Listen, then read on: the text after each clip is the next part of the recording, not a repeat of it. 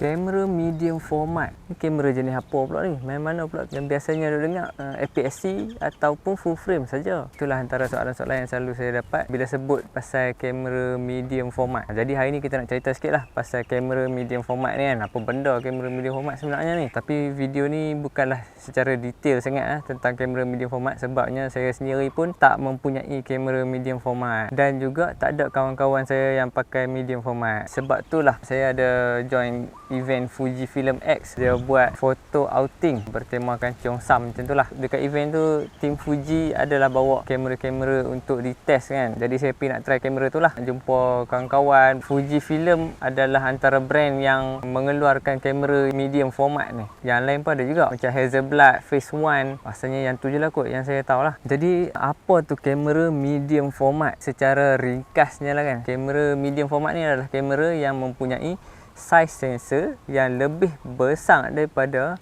full frame. Kalau kita selalu dengar perbandingan APS-C dan juga full frame kan. Ni daripada full frame tu dia ada lagi besar sikit medium format. Medium format ni pula ada dua jenis rasanya. Satu medium format yang Fujifilm punya. Lepas tu satu lagi medium format yang Hasselblad ataupun Phase One punya. Atas pada medium format tu dia ada lagi large format. Kalau kita kembali ke zaman filem, zaman kamera yang pakai film roll tu, saiz filem yang diguna pakai adalah saiz 120.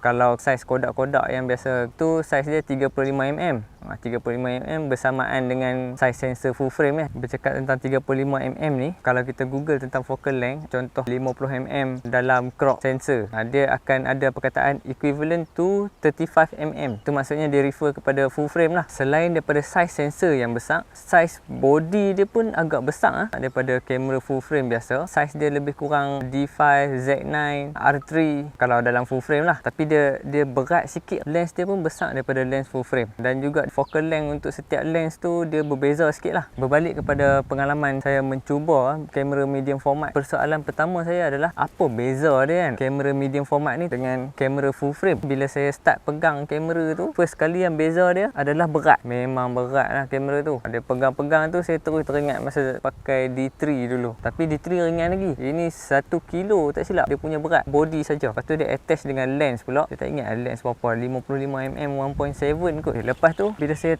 test shoot, dia macam ada lambat sikit lah dia punya nak proses gambar tu. Yalah, kamera medium format ni dia punya sensor dia besar. Bila sensor dia besar, dia nak proses gambar masuk ke dalam memory card tu agak makan masa. Tambah pula kalau macam saya pakai memory card tu agak slow lah, jadinya dia lagi lambat lah processing apa semua tu kan. Kita perlu pakai memory card yang laju lah. Untuk GFX 100 Mark II, autofocus dia laju sama macam kamera mirrorless yang lain-lain. Kita boleh lah compose gambar tu kan, nak lock fokus dekat mana apa semua tu memang laju. GFX 50S dia agak slow sikit sebab katanya orang Fuji masa tu kalau pakai memory card slow, autofocus dia jadi slow. Saya tak tahulah, tapi memang slow lah GFX 50S punya autofocus. Dia punya feel shooting dia macam mana nak cakap kalau kata selalu shoot, kita akan rasa satu feel tu mai tau. Masa kita tengah compose, lock fokus, petik tu, dia rasa sekeping gambar tu mahal. Biasanya kamera medium format ni dia punya nisbah gambar dia akan jadi saiz yang wide sikit berbanding kamera full frame, dia akan jadi panjang sikit gambar tu. Jadi sebab itulah kamera jenis ni banyak diguna pakai oleh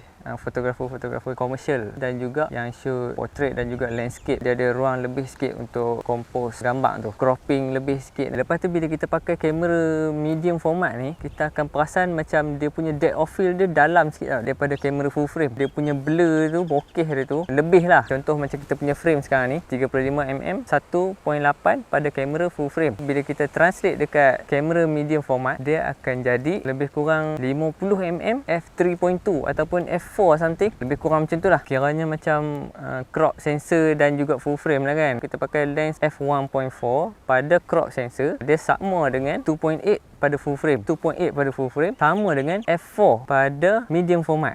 Aku pun dah pening dah ni. Macam tu lah lebih kurang. Sama juga dengan focal length. Contoh kita pakai 18mm pada crop sensor, dekat full frame dia jadi 24 lebih kurang kan. Dia ada kiraan dia 1.5, 1.6 semua tu. Bila masuk dekat medium format, dia akan jadi lebih kurang 35mm ataupun 40mm macam tu lah. Lepas tu kamera medium format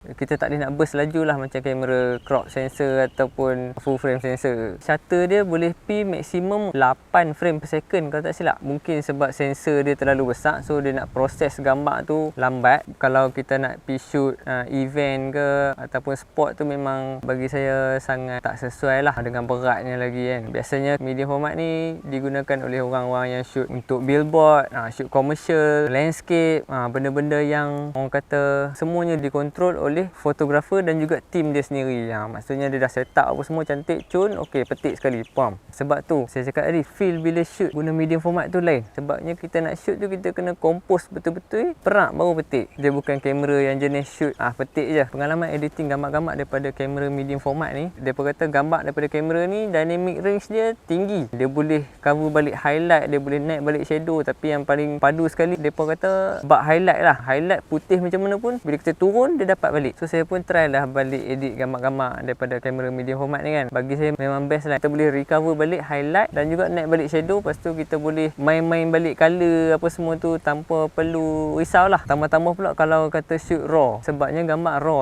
dia pakai 16 bit berbanding kamera full frame yang pakai 12 ataupun 14 bit. Lebih banyak data untuk kita adjust look yang kita nak tu. Kalau dalam Lightroom dia detect gambar raw tu, dia akan detect sekali model kamera apa semua tu. Kita boleh pilih lah film simulation yang ada dalam body kamera. Untuk kamera medium format ni saya tak tekankan sangat tentang film simulation yang macam pengguna-pengguna Fujifilm selalu cakap lah kan. Dia punya film simulation lawa lah, SOOC lawa lah, apalah semua kan. Sebabnya bagi saya kamera medium format ni adalah kamera yang kita shoot dan kita nak edit. Kamera medium format ni tak sesuai untuk semua orang. Sebab first sekali harga lah. Harga lebih kurang sebiji Proton Saga Premium lah kot. Yang keduanya berat lah. Berat body saja pun dah 1 kilo. Tambah lagi lens yang besar dan berat. Jadi lebih kurang entahlah, mungkin 2 kilo untuk kita angkut sekali jalan tu. Tak berapa sesuai lah. Kita nak bawa berjalan-jalan ke, pergi shoot street ke apa benda ke.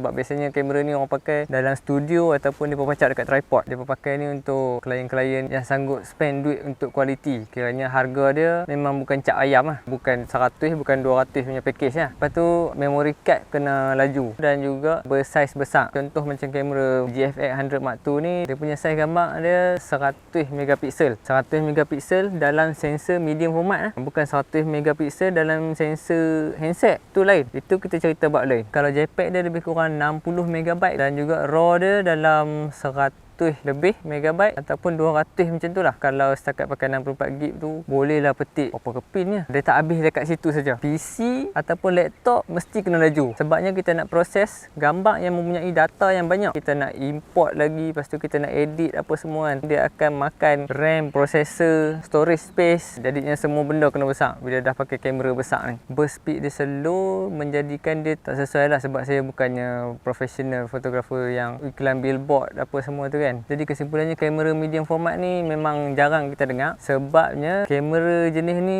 jarang juga dia guna pakai dalam industri yang kecil-kecil. Dia biasanya diguna pakai dalam industri yang lebih profesional lah. Okay, kalau hampa nak tahu info-info yang lebih lanjut lagi tentang kamera, boleh tengok dekat video yang di sebelah sini ke sini. Tengoklah sebelah mana-mana. Dia adalah antara kiri kanan ni. Alright.